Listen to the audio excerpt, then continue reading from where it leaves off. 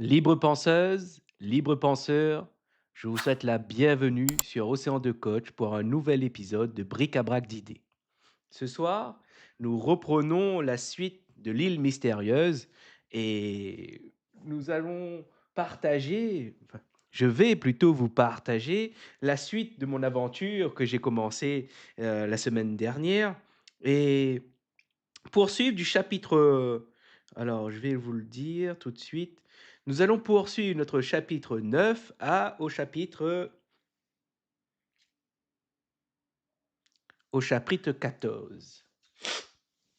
Alors, pour ceux qui ne me connaissent pas encore, je suis Frédéric Ranganayagui, coach professionnel et je propose du coaching réflexif et philosophique pour décider, comprendre, réfléchir et surtout pour passer à l'action face dans ses projets, dans sa vie personnelle comme professionnelle.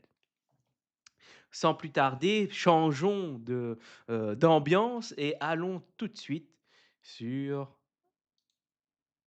hop, sur cette, merveilleuse aventure qui est l'île mystérieuse. La dernière fois, nous nous étions quittés, nous nous étions arrêtés ici, où pour vous remettre un peu dans le contexte, les amis se sont retrouvés, ils sont à nouveau 5 personnages et la question qui était posée à la fin quand on s'était quittés, c'était: «Est-ce que, Cyrus Smith est en vie?» Alors, avant de commencer, j'ai pris quelques notes justement pour, ce que je voulais dire et je vais commencer petit à petit aussi à professionnaliser ma prise de notes pour permettre d'apporter de plus en plus de questions et d'idées qui me viennent. C'est quelque chose d'assez difficile, je dois le dire mais heureusement que quand on sait que l'apprentissage, c'est, par l'expérience qu'on apprend, qu'on change de comportement ou de connaissances, alors c'est un excellent exercice pour moi, pour améliorer ma capacité d'écriture, me mettre en projet d'écriture d'ailleurs et même, c'est une façon de pouvoir m'engager dans une lecture et de pouvoir faire quelque chose de cette lecture. Ça rajoute une adhérence à ce que je m'y engage et de plus, je dois dire que finalement, assez surpris quand même de prendre du plaisir, d'être assez stimulé quand même par cette lecture, qui, ma foi, est assez simple, accessible, je dois dire. Hem, Bien pour ce chapitre-là, comme nous le voyons, les 5 compères se sont retrouvés et là, on le voit, Cyrus Smith allongé. Il y a des questions qui restent en suspens, comment est-il arrivé là?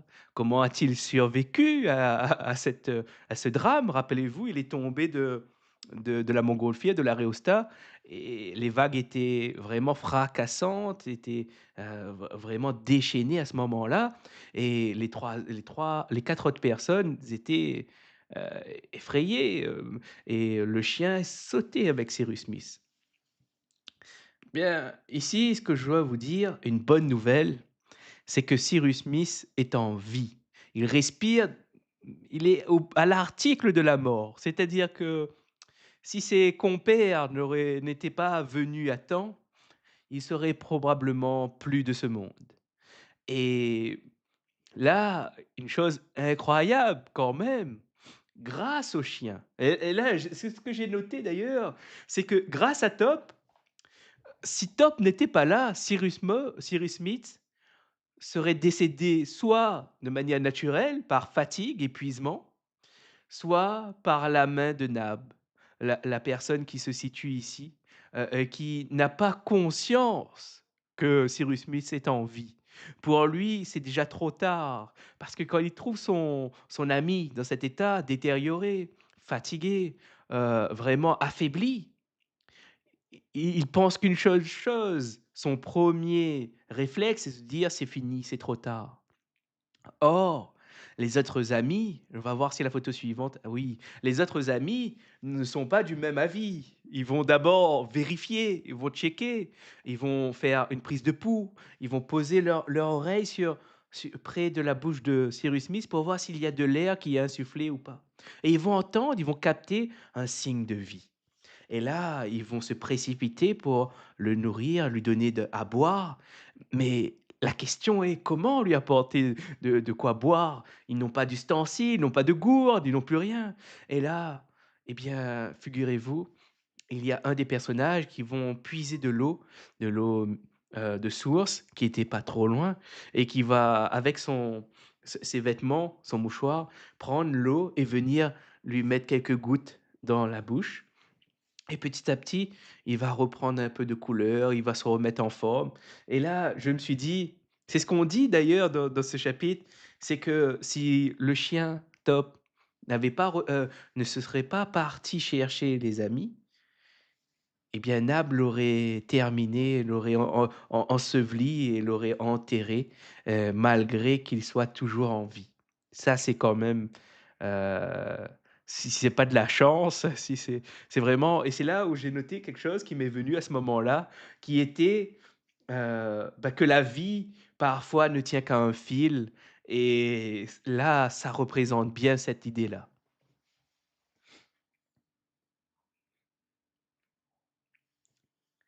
Et ensuite, il se remet petit à petit et on le voit dans les images suivantes. Je rappelle que ces images, ce livre est en accès, il est disponible, sur internet gratuitement. Vous pouvez le lire, vous pouvez le télécharger et excusez-moi. Alors, vous pouvez le retrouver et vous pouvez retrouver ces illustrations qui sont, ma foi, magnifiques sur le site de Common Wikipédia. Vous retrouverez assez facilement cette ressource sur internet. Là, la question quand il s'est réveillé, c'était finalement, eux, ils habitaient dans les cheminées, vous vous rappelez? Ils avaient bâti leur camp dans les cheminées avec le feu et ils étaient très heureux d'ailleurs, avoir du feu, avoir de quoi se réchauffer et là, ils ont patienté quelques instants, le temps que Cyrus Smith se remette petit à petit, retrouve des couleurs et là, la question, c'est comment, le transporter et là, ils ont créé quelque chose, avec, ce qu'ils avaient et ils ont pu traverser, ramener Cyrus Smith, dans cette cheminée. Mais là, la question, vous allez voir, qu'est-ce qui va se passer par la suite? Ce qui est dit, c'est que finalement, c'était assez triste puisque vous allez voir, le fait qu'ils sont revenus, la mer s'était déchaînée et ça a éteint leur feu, ça a abîmé leur habitat, déjà très vétuste, très modeste, déjà des conditions assez précaires, assez pauvres même, il y avait pas grand-chose et là, heu, ils arrivent et le feu n'est plus là, leurs affaires, dévastées. De plus, ils avaient colmaté certaines brèches, certains endroits pour, limiter que le vent souffle dans la grotte, dans cette cheminée-là, de cet espace, ils voulaient faire un genre de cocon et là, avec l'eau qui est montée, avec, ça a tout détruit et il y a des courants d'air et là, ce qui est compliqué, c'est que Cyrus Smith n'est pas très bien, n'est pas très en forme et bien, eux, ils vont être solidaires et vont petit à petit lui donner des vêtements pour le recouvrir, pour qu'il se réchauffe et qu'il puisse, se récupérer ses forces.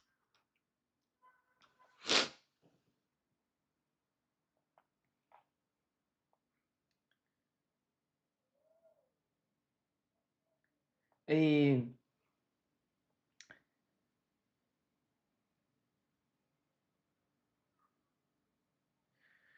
oui, c'est ça que j'ai vu dans les chapitres suivants, chapitre, alors je vous dis ça, hop. Dans le chapitre suivant, ce qui est intéressant, on avance un peu, on va avancer un peu dans l'histoire. On est au chapitre 11 et là, ce qui est vraiment incroyable, c'est que Cyrus Smith s'est remis, heu, il s'est remis de ses péripéties et il commence, à balbutier quelques mots, à retrouver ses esprits, mais il a une question en tête, c'est un homme qui est focus. Rien ne l'écarte de sa réflexion, de son projet. sa seule question qui hante et qui passe en boucle, c'est: «Est-ce qu'on est sur une île ou un continent?» Et vous allez voir que cette question l'obsède à tel point que, et sa priorité, c'est de connaître cette information. Et finalement, pourquoi? On comprend rapidement que selon, où ils sont, leurs plans ne seront pas le même et leurs efforts, les efforts à déployer ne seront pas dans les mêmes actions ni les mêmes projets. Par exemple, ce qui explique que si nous sommes sur, une île, ben, peut-être que il n'y a pas grand monde autour, peut-être qu'il y a des personnes qui passent, mais pour cela, il faut cartographier, les zones, savoir où est-ce qu'il y a des ressources, est-ce qu'il y a elle est habitée ou pas? Est-ce qu'il y a des zones proches? Est-ce qu'il y a des continents proches ou pas? Et si c'est un continent, eh bien, sur lequel, sommes-nous? Est-ce qu'il faut peut-être construire un bateau pour partir? Est-ce qu'il faut il y a énormément de questions et j'ai trouvé ça intéressant et même, ce que j'ai noté, c'était vraiment ça, c'est qu'à un moment, ils sont là, heu, Cyrus Smith est le leader et le chef.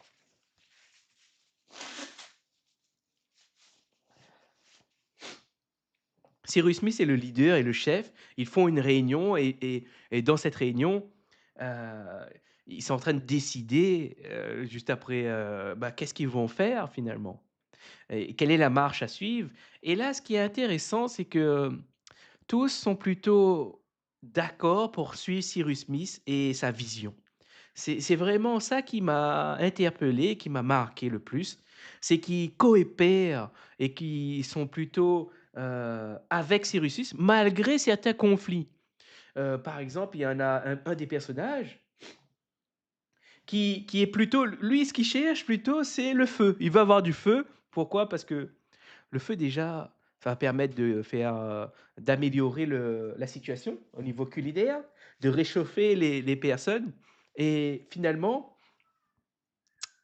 chose incroyable, c'est que Cyrus Smith regarde le personnage et lui dit: «Vous aurez du feu à votre tour» et là, ils vont s'organiser, ils vont aller chasser, ils vont récupérer du gibier et là, quel plaisir d'avoir Top pour les aider. Je ne sais pas si je me rappelle plus si je l'avais dit, mais au départ, quand ils allaient chasser au tout début, quand ils étaient encore, sans Top et sans Cyrus Smith, c'était très difficile de chasser, même de trouver les proies et avec le flair du chien, quelle facilité! Ils trouvent de quoi chasser et c'est extrêmement plus facile pour eux et ils sont plutôt heureux. À leur retour, ils acheminent, ils arrivent à avoir de la viande et ils se restaurent et c'est beaucoup plus agréable, c'est ce que j'ai pu constater. Ils sont super contents et ça, c'est vraiment ça a été marquant pour moi, ce que j'ai noté pour le chapitre 11, c'était le brainstorming qu'ils ont fait, cette réunion de travail ensemble, cette définition de projet, la dé de tâches qu'ils vont faire ensemble. Chacun avait sa mission, chacun avait son projet et c'était vraiment très bien réparti. Passons au chapitre 12 où là, qu'est-ce que j'ai noté? Heu,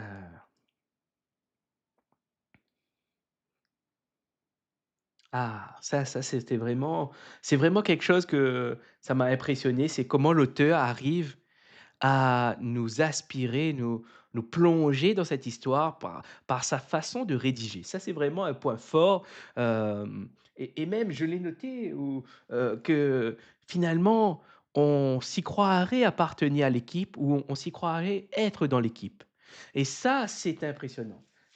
Il arrive à poser les bonnes questions qui fait qu'on s'y met, automatiquement et la façon dont il décrit les environnements font qu'on arrive très bien, moi en tout cas dans mon cas à moi, peut-être d'autres, c'est différent, mais dans ma perspective à j'arrive bien à imaginer ce monde, à imaginer, comment il décrit où est le lac, où est les forêts, comment sont les aspects, comment est le ciel, le soleil. J'arrive bien à me recréer ce monde, reconcevoir ce monde dans mon esprit, et du coup on s'y plonge. C'est vraiment un voyage, et ça c'était vraiment très plaisant d'ailleurs, t ça fait beaucoup de bien, ça fait du bien de découvrir que, les bienfaits de la lecture, c'est aussi un voyage, c'est vagabonder, faire un vagabondage de l'esprit, un apaisement, une stimulation. Pour ceux qui s'ennuient, vraiment, ça peut être, quelque chose à essayer de lire, c'est des histoires qui vous plaisent, comme des aventures. En tout cas, je vous recommande fortement celui-là. Il est plutôt accessible et même franchement, on y prend beaucoup de plaisir à le lire. C'est vraiment quelque chose que je recommande.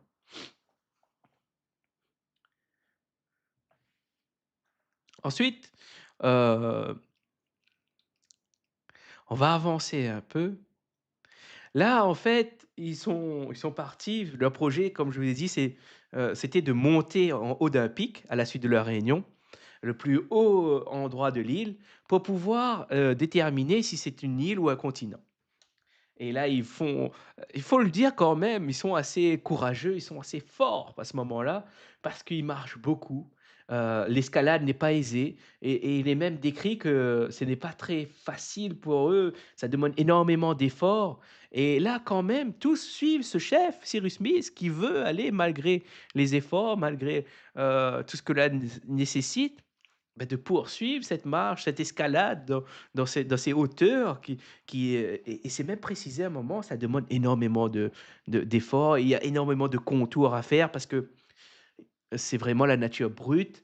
Il y a des passages où ils sont obligés de contourner, faire beaucoup de marches supplémentaires pour juste avancer quelques mètres et c'est là où, c'est vraiment on s'imagine déjà exténuant pour ceux qui ont déjà fait de la randonnée. Heu, Plus on monte, plus la fatigue, elle est importante et elle est visible finalement. Heu et il y a quelque chose aussi qui m'a été appelé, c'est que ça fait plusieurs jours qu'ils ont peu mangé, voire très peu, mangé parce qu'ils ont mangé soit des coquillages, soit des crustacés de manière crue et après ils ont peu de force, mais ils gardent cet espoir et je me dis: «Ça, c'est incroyable». Ça a vraiment été marquant pour moi dans ce péripétie-là. Ensuite, passons au chapitre.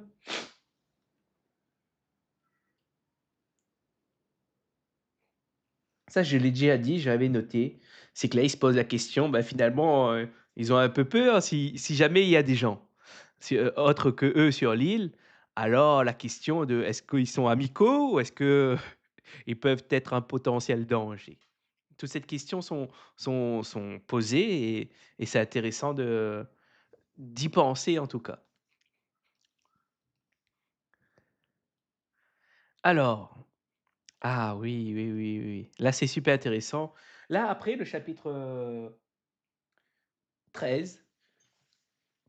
Dans le chapitre 13, qui m'a paru intéressant, j'ai fait un parallèle avec les jeux vidéo, surtout les jeux de survie, où là, on va voir que vous allez voir que finalement, ils commencent avec rien et petit à petit, ils veulent concevoir un four et pourquoi? Parce que, petit à petit, ils vont s'apercevoir qu'ils ont besoin bah, finalement que c'est une île. D'ailleurs, bah, voilà, ça répond à la question, c'est une île et ils vont améliorer leurs conditions et là, je fais un parallèle avec les jeux de survie, c'est ce que j'ai noté.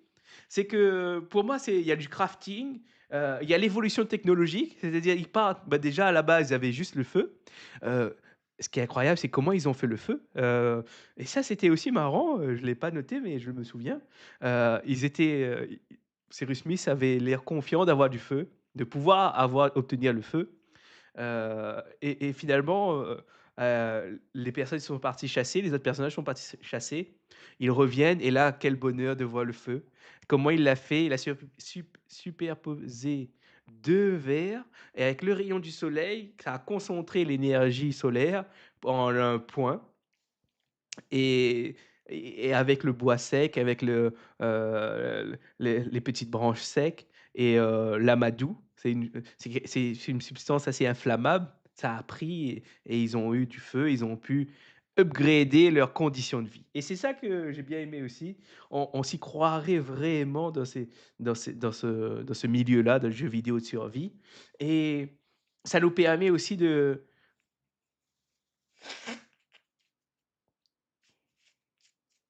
quelque part, de se mettre, de se poser les questions qui se posent quand si vous jouez à un jeu de vidéo de survie, qu'est-ce qui est le plus prioritaire? Qu'est-ce que je dois créer en premier.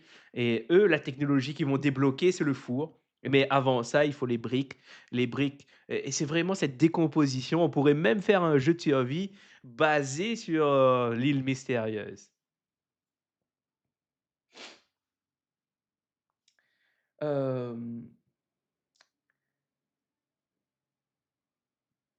Ah, il y a ça aussi que j'ai noté, c'est que finalement l'équipe, les 5 personnes qui sont constituées, c'est incroyable comment ils sont complémentaires. Ils sont à la fois différents, mais à la fois ressemblants, parce qu'ils sont dans le même bateau, mais en même temps, chacun a ses compétences et ses qualités qui permettent à l'ensemble, à le groupe, de pouvoir évoluer sur cette île et de pouvoir survivre. Et vous allez voir que la façon de manager Cyrus Smith, je me suis posé la question: «Est-ce que finalement, heu, la personnalité de chaque personnage n'aide pas à ce que le management, la gestion de cette équipe soit aussi fluide parce que, de base, rappelez-vous, je vous ai dit, ils ont une grande confiance dans les capacités de Cyrus Smith. Finalement, ça aide, bon moi je vois ça comme, une aide que, ceux qui vous entourent ont une confiance en vous et malgré ça, malgré qu'il y a la confiance, il y a quand même et toujours chacun a le droit à la parole et à exprimer ce qu'il veut et ce qu'il a besoin. Et ça, c'est super intéressant de voir cette façon de gérer le groupe dans cette situation critique, je suis pas loin de dire désespéré, mais en même temps, le talent de chacun uni avec le talent de Cyrus Smith pour diriger ces hommes, vont petit à petit, vous allez voir, améliorer les conditions de vie. Ils vont avoir de nouveaux outils, des poteries, dans quoi ramasser de l'eau, dans quoi stocker de l'eau, dans quoi, manger et ça c'est assez c'était assez plaisant de vivre ça avec eux, hem et on s'imagine bien et là avec les photos, on voit bien comment ça évolue et là quand on voit, ils sont en train de laver leurs vêtements et ce qu'il faut se rappeler, c'est que finalement, et c'est dit dans le livre que leur tissu est de très bonne qualité. Ce qui fait que, ils vont pouvoir encore les utiliser encore un certain temps. Mais ils sont déjà en train de penser comment ils vont créer du tissu. Ils sont vraiment en train de rêver de fabriquer un fusil pour chasser les oiseaux ou les volatiles un peu plus charnus qui habitent l'île et qui est difficile d'accès parce que dès qu'on s'approche, ils s'envolent, ils s'enfuient. Ça aussi, c'était marrant, finalement, je ne l'ai pas dit, mais quand ils étaient à la chasse, c'est grâce à Top qu'ils ont eu un genre de rongeur assez costaud, qui, finalement, au départ, Top l'a pris dans ses crocs. Après, il a réussi à s'enfuir sous l'eau. Il a plongé et là, grâce à la connaissance d'un des personnages, eh bien, il a dit aux autres: «Ben, allons se rapprocher, c'est un mammifère, il va remonter à la surface pour pouvoir respirer». Et là, oui, il est remonté et là, ils l'ont cueilli avec un bâton, bam et là, poup, là, ils ont assommé l'animal et ils ont pu avoir de quoi manger et de quoi faire un quelque chose de beaucoup plus, nourrissant pour eux. Passons, avançons, avançons. Là, c'est le chapitre 14.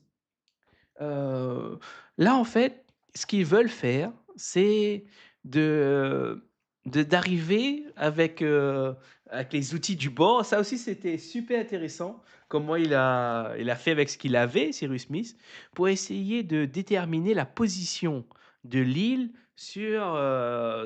par rapport au monde.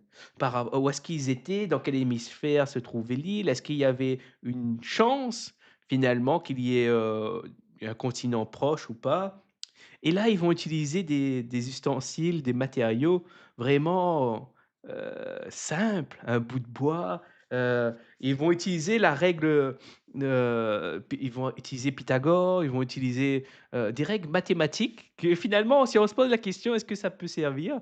Dans ce livre-là, on voit une façon de l'utiliser qu'on ne pourrait peut-être pas, le faire de la immédiatement, mais là, ils vont mobiliser leurs connaissances et pour pouvoir faire des calculs et avoir,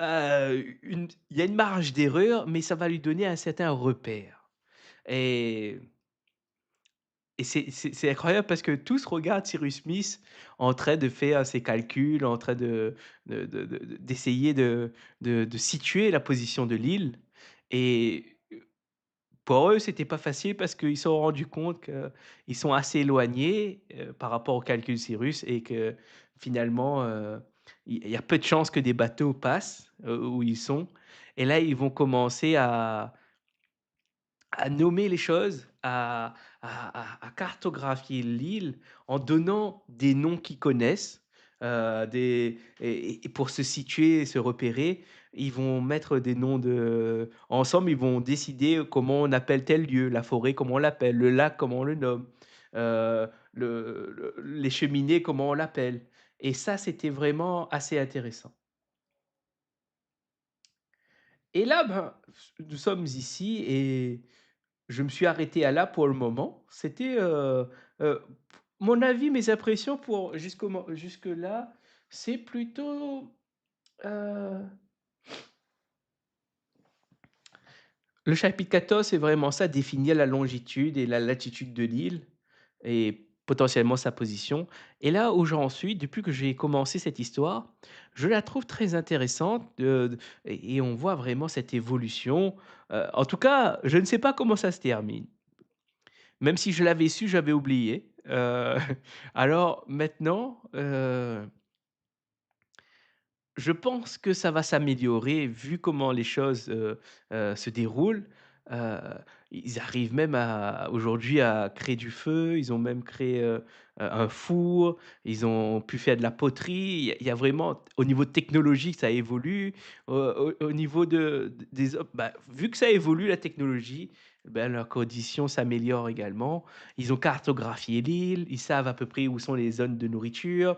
Il y a des ressources naturelles qui sont précieuses pour faire, par exemple, de soit des médicaments, et ça, c'est incroyable. Mais pourquoi ils savent faire ça? Parce que Cyrus Smith a une grande connaissance, comment utiliser la chimie et la physique, pour recréer des choses qui ne sont pas de base. Ils ont ils sont vraiment c'est vraiment incroyable. Même pour les pots, ils sont arrivés à essayer de façonner les pierres avec, quelle quantité de matière, quelle quantité d'eau il faut et ça a pris beaucoup de temps. Chacun travaille à son et met la main à la pâte, pour essayer de survivre et ils ont même des projets de pouvoir s'en sortir et de pouvoir quelque part, peut-être un jour, recréer, des buildings, des routes, des bateaux, des armes à feu, des et ça c'est assez incroyable et maintenant, est-ce que je recommande cet ouvrage? Vous l'avez entendu plusieurs fois. Oui, oui, oui et oui. Et maintenant, le live touche à sa fin. Heu, Si vous aussi, vous êtes en train de le lire et que je regarde, est-ce que si vous aussi, vous êtes en train de lire cet ouvrage et que ça vous intéresse, venez, moi je suis au chapitre 14.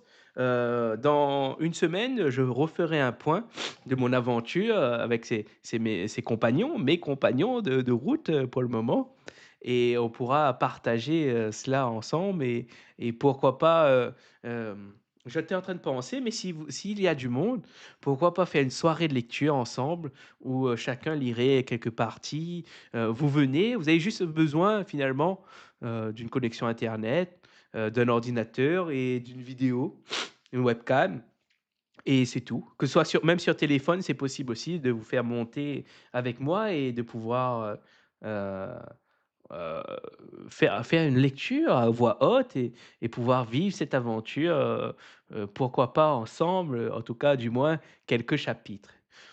Heu Et à tous ceux aussi, qui seraient intéressés, n'hésitez pas à me faire signaler pour des idées de lecture pour les prochains. Mes conditions sont des livres, de libres de droit qui sont accessibles, qui ont été écrits avant et qu'on puisse partager librement sur YouTube mais surtout dont, les histoires, reflètent une trace d'intelligence d'un autre homme, d'un autre temps, et ça, c'est vraiment très, très stimulant, je trouve, en tant que coach, en tant que personne, de découvrir des idées qu'il y a des années, en arrière, d'autres ont pensé. Sur ce, le live touche à sa fin. Je vous remercie et je vous souhaite, une très belle soirée, un très bon dimanche et je vous dis à très bientôt pour la suite de cette aventure. Pensez à vous abonner à la chaîne d'Océan de Coach et dans tous les cas, je vous donne rendez-vous vendredi à 18 heures pour un nouveau live. À très bientôt. À bientôt.